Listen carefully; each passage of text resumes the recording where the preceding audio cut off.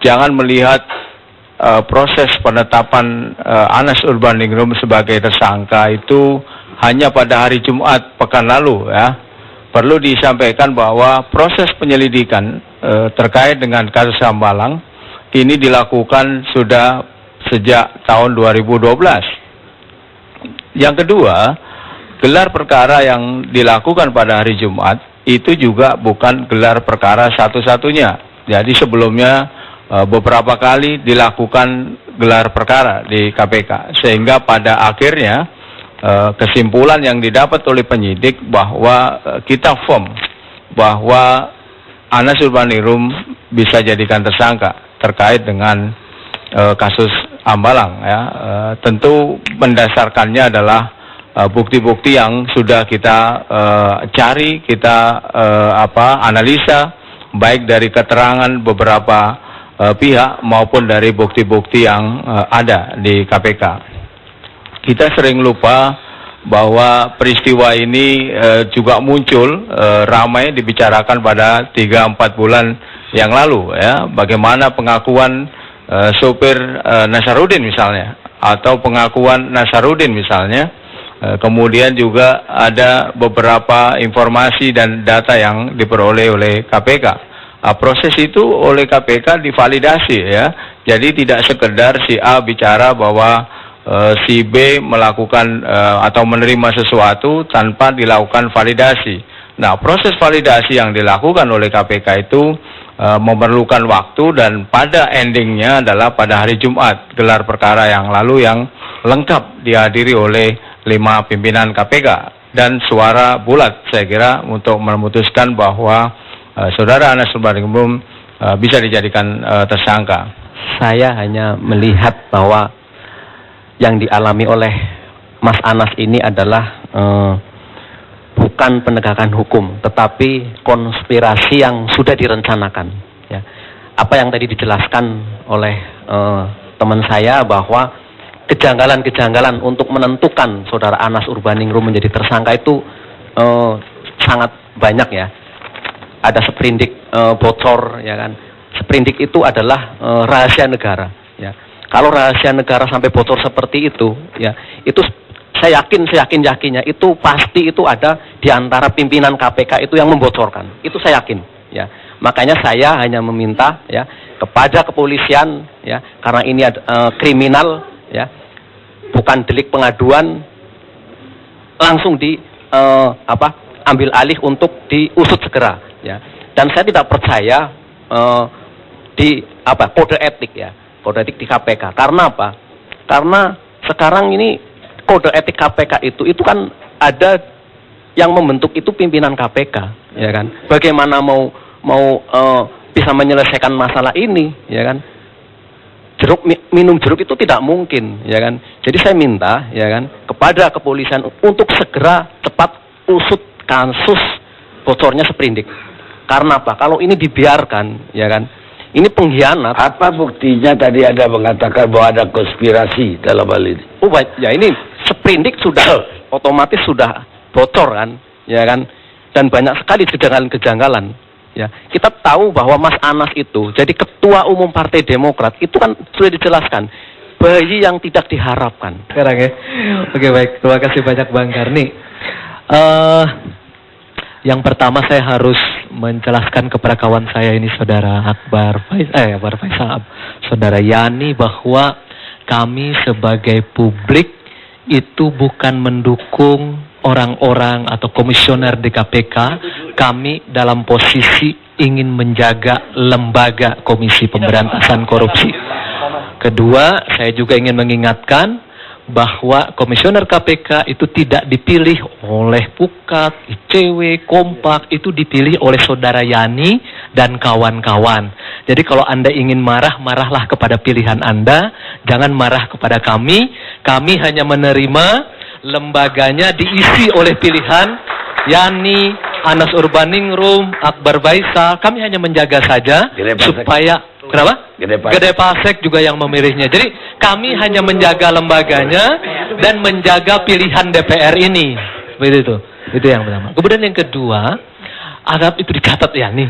Jangan kami disalahkan terus gara-gara urusan Samad, Bambang. Itu kami sama sekali tidak memilih. Sama sekali tidak. Tidak boleh kami ikut memilih. Kemudian yang kedua, kalau kita mengomentari pidato Anas Urbaningrum, sebenarnya kan hanya satu kalimat sebenarnya pidato itu. Dengan panjang, begitu panjang dari awal sampai akhir, satu kalimat aja. 30 menit ya. Sebenarnya satu kalimat aja. Susilo Bambang Yudhoyono, mana dadamu? Ini dada Anas Urbaningrum, itu aja. Coba itu aja kan sebenarnya.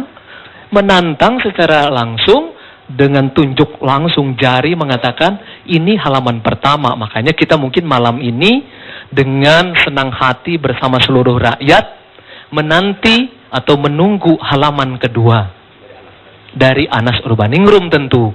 Ini salah satu yang diungkapkan Yani ini bagian dari halaman-halaman berikutnya. Kalau saya sih sebenarnya ingin cepat saja, halaman keduanya cukup daftar isi saja. Biasanya daftar isi itu isinya layout tentang sebuah penelitian. Halaman keduanya kalau yang mau diungkapkan adalah, saya tadi sempat mengintip sih, apa yang dibuka oleh Yani. Ini nama orangnya. Tapi saya nggak berani juga menyebut namanya. Menarik nama ini. Menarik, biarkan Yani. Karena Yani kan yang imun kan, bukan saya. Sehingga saya terus terang 3 hari saya ini berdebar-debar, kok Anas lambat sekali membaca halaman 1 ya, begitu ya.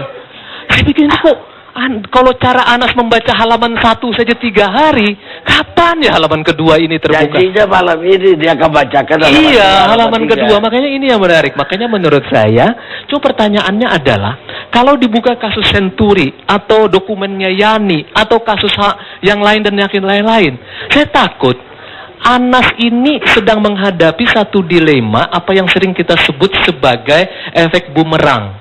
Apa tidak memukul balik ke kepala Anda? Oh, dia udah hitung itu. Oh ya, makanya senang sekali saya. Itu tolong dihitung juga.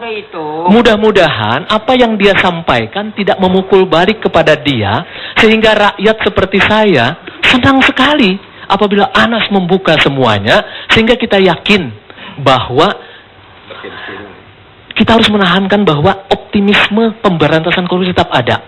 Siapapun yang terlibat dalam korupsi dari partai politik yang berkuasa atau the ruling party, itu pasti akan kena. Aku hanya katakan, Tuhan maafkan mereka karena mereka tidak tahu apa yang mereka ucapkan.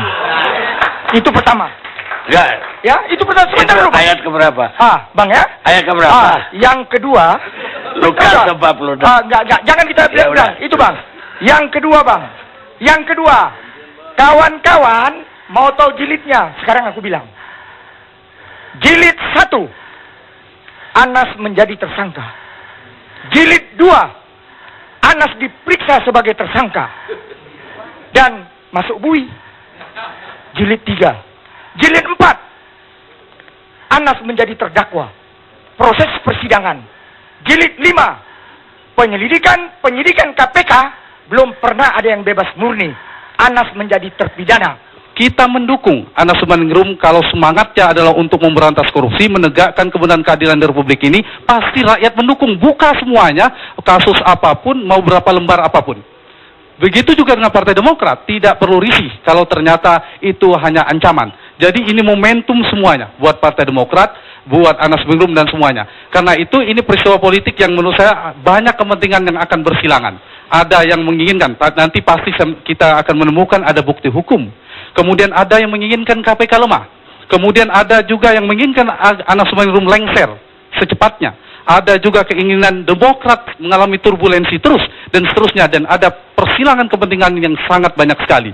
Jadi tidak ada kata lain selain berbasis pada hukum dan politik. Hukum bekerja pada logika hukum berbasis data dan fakta. Sementara politik bekerja pada wilayah opini dan persepsi. Dia bisa berkorelasi positif tetapi bisa jadi berbeda. Tapi saya yakin pada titik tertentu publik akan melihat itu. Persepsi publik akan menghukum politisi. Di antara tiga ini, itu pasti harus ada akhirnya. Karir politik Anas Urbaningrum sebagai politisi muda. Yang kedua Pak SBY bersama Partai Demokrat dan kekuasaannya. Dan ketiga KPK sebagai institusi penegak hukum.